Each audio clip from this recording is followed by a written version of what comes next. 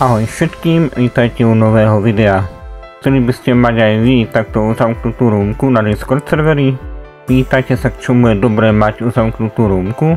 Povieme si, prečo je dobré mať uzamknutú rúmku, čomu to slúži a ukážeme si to v praxi.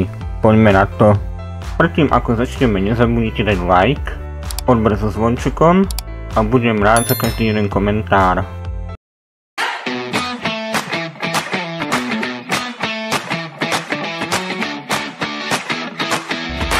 Najprv ale si povieme, čomu slúži vlastne uzamknutá rúmka na Discord serveri.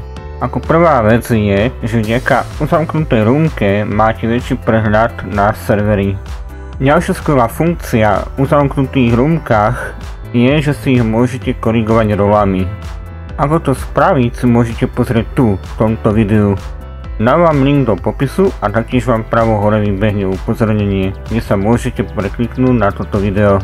Tretia a tiež dôležitá vec je, že vďaka uzamknutým rúmkám sa tam nedostanú boti ani ľudia, čo nemajú prístup.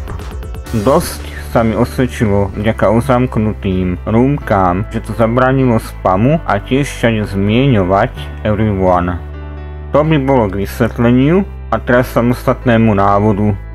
Ako prvé si nájdeme rúmku, ktorú chceme uzamknúť.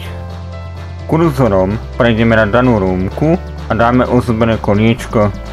Ukáže sa nám tu takáto obrazovka a dáme si sekciu povolenia. A si už sami môžete vybrať, aké role si tam chcete dať. U everyone odporúčam zakázať prístup všade, avšak je dobré mať aspoň 7 rúmiek everyone kvôli samoklikateľným roliam a komunitnému serveru. U danej role si nastavte, čo všetko môže a čo nemôže používať. Ako si správne nastaviť oprávnenia pre role, si vysvetlíme v ďalšom videu. A takto môžete mať skvelo a efektívne nastavené rúmky a mať väčší prehľad o svojom serveri. Pokiaľ ste video dopozerali až sem, nezabudnite dať like, odber so zvončekom, budem rád za každý jeden komentár a uvidíme sa u ďalšieho videa. Čaute!